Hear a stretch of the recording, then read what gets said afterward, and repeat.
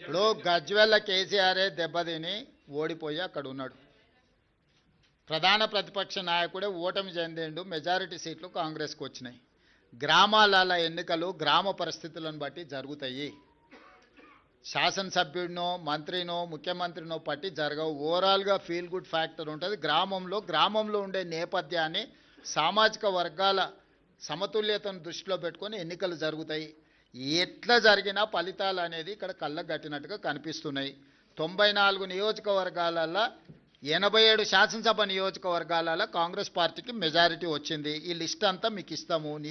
ఏ నియోజకవర్గంలో ఎన్ని గెలిచిందో స్పష్టంగా మీకు లిస్ట్ ఇస్తాము. మీరు కావాలంటే నిజ నిర్ధారణ కమిటీ వేసుకొని ఆయా నియోజకవర్గాలలో మీరు పర్యటించండి.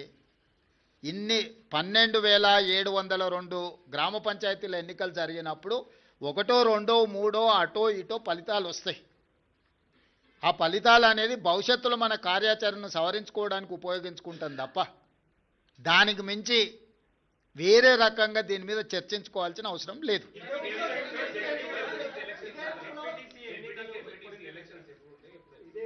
తొందరలోనే శాసనసభ పెట్టి చర్చ చేసి అందరి అభిప్రాయం తీసుకుంటాం ఎట్లా ముందుకు వెళ్దాం అనేది.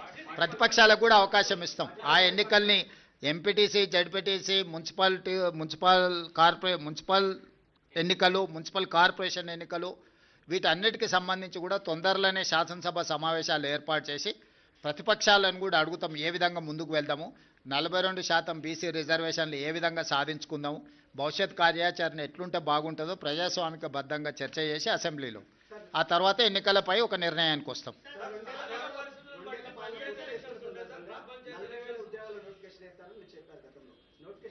వేస్తాం తప్పకుండా. ఇప్పుడు అన్ని పరిశీలిస్తున్నాం, సభలో చర్చించి తీసుకుంటాం.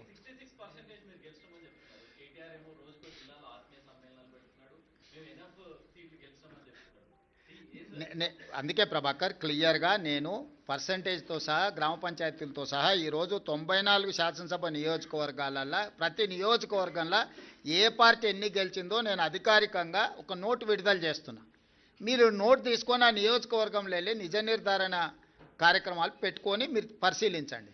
కేటీఆర్ అనేవాడు కాంగ్రెస్ గురించి ఆలోచన చేస్తలేడు. హరీష్ అనేవాడు వెనకాల తవ్వుతున్నాడు. కేటీఆర్ నాయకత్వంలో ఏ ఎన్నికలు జరిగిపోయినా ఓడిపోయిండు కాబట్టి నాయకత్వాన్ని మార్చాలని హరీష్ వెనకాల నుంచి ఏదైతే ప్రయత్నం చేస్తుండో ఆ విషయాన్ని ఏమంటారు డైల్యూట్ చేయడానికి పర్యటనలు పెట్టుకుంటున్నాడు తప్ప ఇది ప్రజలకు కానీ ప్రభుత్వానికి కానీ సంబంధం లేదు.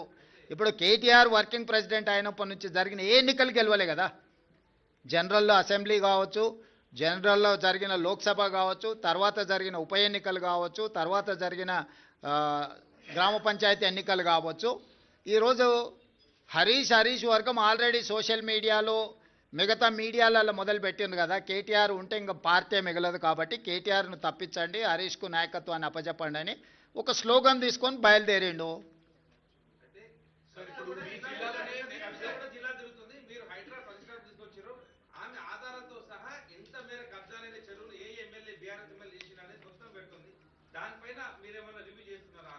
అన్నిటి మీద చేస్తాం. ఇప్పుడు నువ్వు చెప్పింది రివ్యూ చేస్తాం, వాళ్ళు చెప్పింది రివ్యూ చేస్తాం. రీసెంట్గా కేఏ పాల్ గారు కూడా కొన్ని అంశాలు లేవనెత్తిండు, వాటిని కూడా రివ్యూ చేస్తున్నాం.